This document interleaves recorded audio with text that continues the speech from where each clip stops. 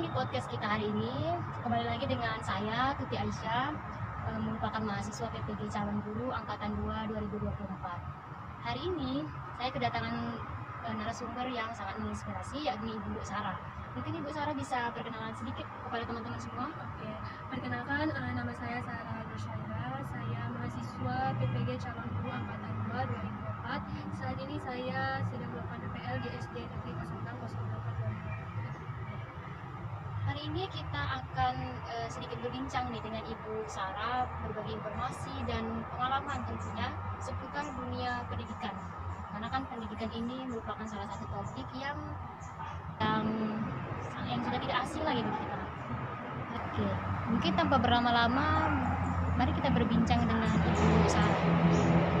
Oke, untuk pertanyaan yang pertama mungkin Ibu Sarah mungkin bisa menceritakan bagaimana pengalaman waktu masih menjadi siswa. Silakan.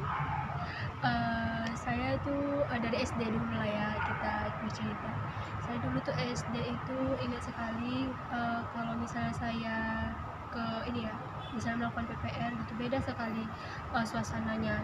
Kalau dulu di SD itu dimana itu belum ada pengelompok-pengelompokan dalam belajar. Kalau sekarang kan kita lihat tuh peserta didik itu ada yang berbentuk kelompok gitu, masih SD.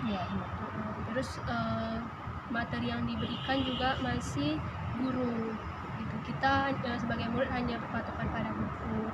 Tapi kalau udah di PPL ini, saya lihat sebagai contoh, di sini tuh peran aktif dari siswanya itu dibutuhkan sekali. Bahkan sampai saya masuk melakukan observasi di kelas itu aja, murid itu sangat aktif gitu. Kemudian kalau SMP saya masih menjadi siswa-siswa yang biasa-biasa saja. Kalau SMA saya paling banyak kesan itu di SMA. Mulai dari saya belajar, kemudian saya tahu minat saya di mana, itu di SMA. Kayak saya itu kan di SMA itu dulu punya guru tuh yang berkesan banget dalam pembelajaran gitu. Itu pembelajaran matematika sampai saya itu pada saat ujian itu mendapatkan nilai, karena memang pembelajaran dari ibu itu juga sangat menginspirasi. Mungkin itu sih pengalaman saya di pendidikan. Oke, kalau mungkin Bu Sarah sudah tidak asing lagi ya dengan Bapak pendidikan kita, Bapak Ki Hajar Dewantara. Kalau saya tidak salah, Bapak pendidikan kita, Bapak Ki Hajar Dewantara itu Bapak Ki Hajar Dewantara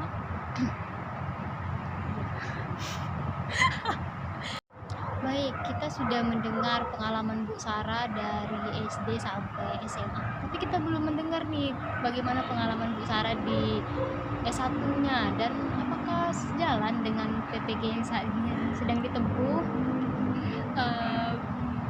Saya itu sebenarnya tuh awalnya S1 tuh jurusan matematika. Untuk pengalaman saya di S1 matematika, sebenarnya tuh saya punya pengalaman yang paling saya dambakan lah.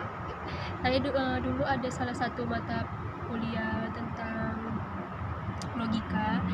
Itu kita itu disuruh membuat tugas project gitu. Tugas project itu dulu satu kelas itu membuatlah tuh, dibagi-bagi kelompoknya, terus membuat project.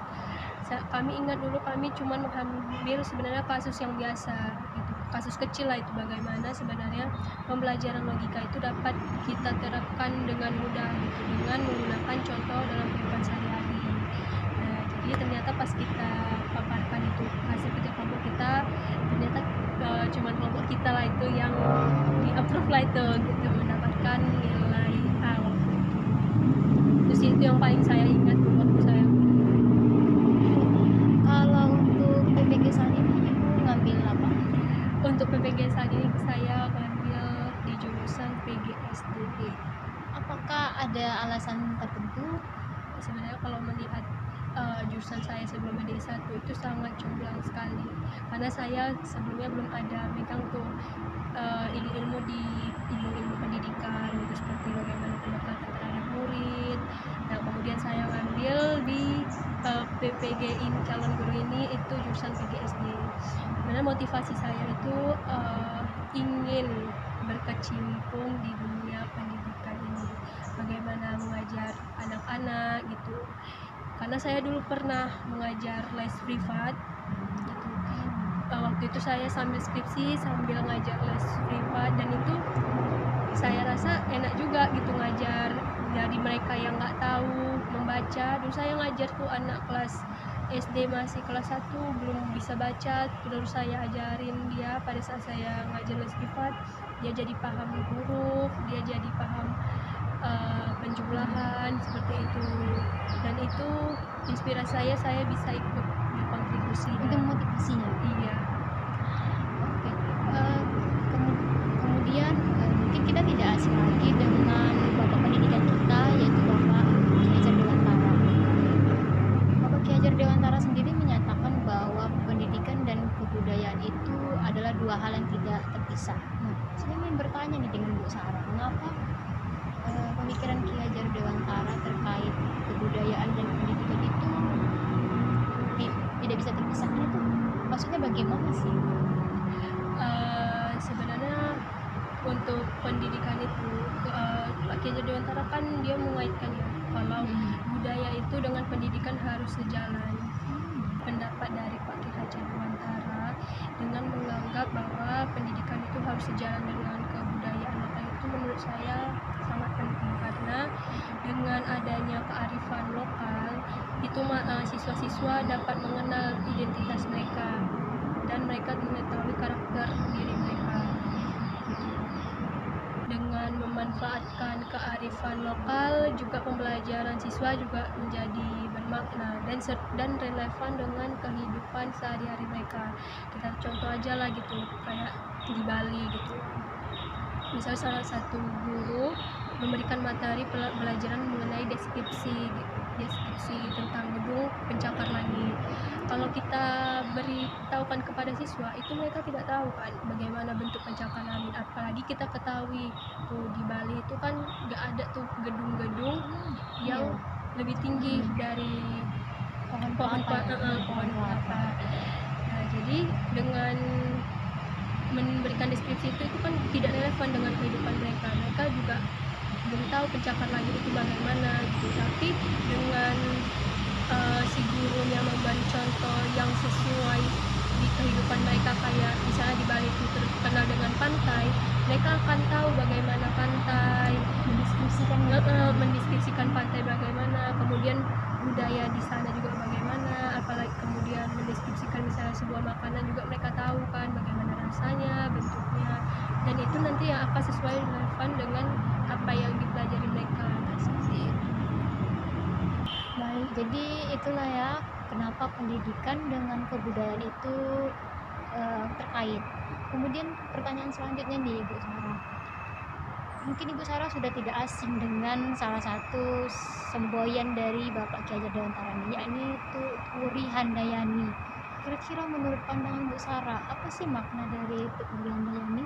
Oke, sebenarnya kalau Tuwuri Handayani itu kita artikan sebagai Indonesia itu adalah mendorong dari belakang ya.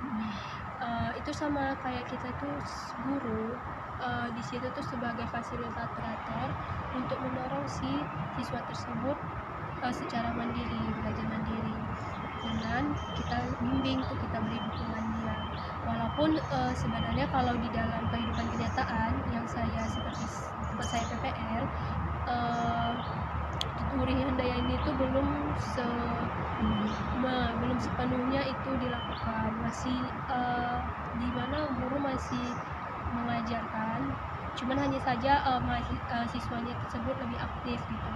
Mereka juga percaya diri, mengeksplorasi pendapat-pendapat mereka gitu.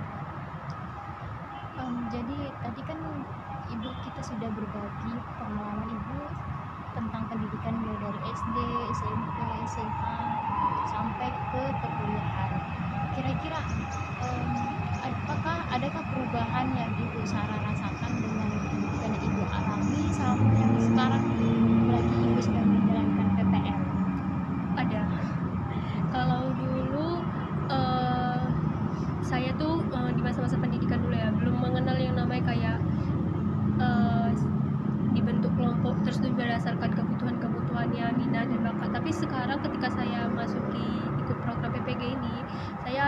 tahu tuh yang namanya ternyata kita sebagai guru penting gitu memahami pribadinya si siswa, bagaimana minatnya, bagaimana yang dia butuhkan dan bagaimana yang keinginan dia. Kita itu hanya sebagai guru tuh mendukung mereka gitu. Kalau misalnya dia suka main olahraga gitu, basket, kita bantu dia untuk mengarahkan gitu, misalnya untuk ayo ikut bapak olahraga aja gitu, supaya bakatnya lebih ini ya, lebih diminati dia lebih.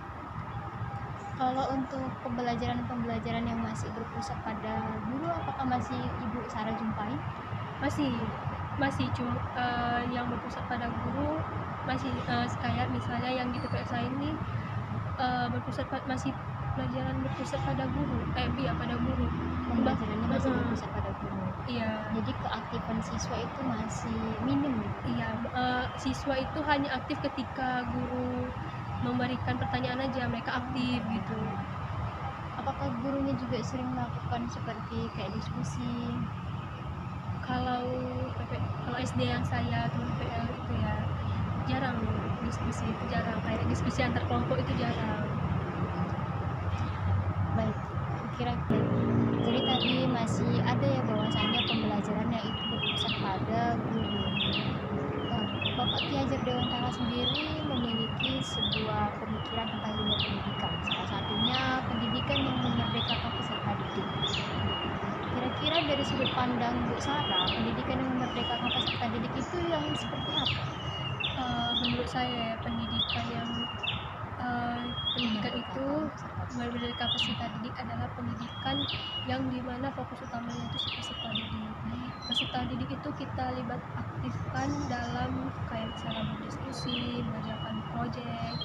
Kita hanya sebagai fasilitator, memberikan dukungan mereka, memberikan arahan mereka, memberikan dorongan kepada mereka supaya menentukan minat mereka kemana. Dan pendekatan ini sebenarnya itu juga sesuai dengan pendekatan konseptual, di mana itu harus sesuai dengan kehidupan sehari-hari mereka gitu, agar relevan gitu, agar terciptanya pembelajaran yang bermakna. Oke, jadi begitulah pandangan Bu Sarah terkait pendidikan yang memerdekakan peserta. Sekarang kan kurikulum kita itu sudah berubah, ada namanya kurikulum nasional yaitu kurikulum merdeka.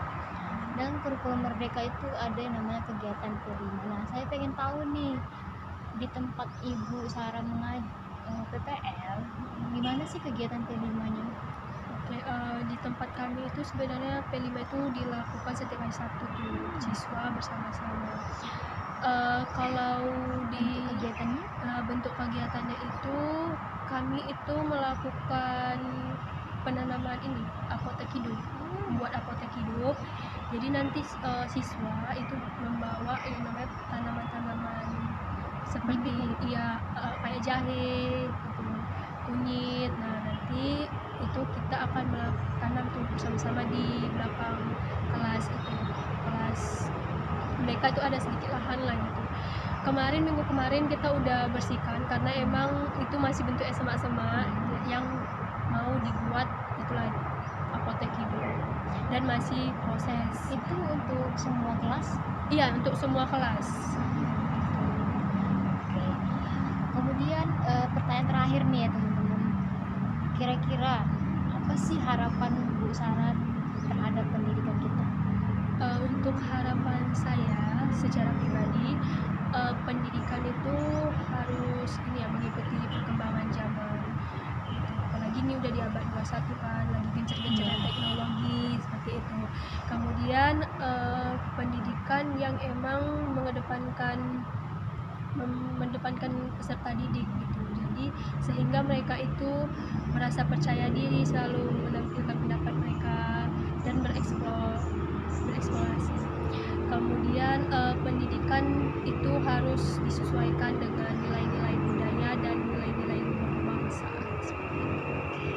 Baiklah, cukup sekian pembahasan kita hari ini. Lain kali kalau ada waktu-waktu lagi mungkin Ibu Sarah masih bersedia. Semoga pembahasan kita hari ini itu bisa bermanfaat untuk teman-teman semua yang menyimak podcast ini. Ya, Tuti Aisyah, mahasiswa PPG calon guru angkatan 2 2024 menutup kegiatan podcast hari ini dan sekaligus mengucapkan terima kasih kepada Ibu Sarah atas waktu dan pengalamannya, karena pengalamannya seputar dunia pendidikan. Sampai jumpa lagi teman-teman.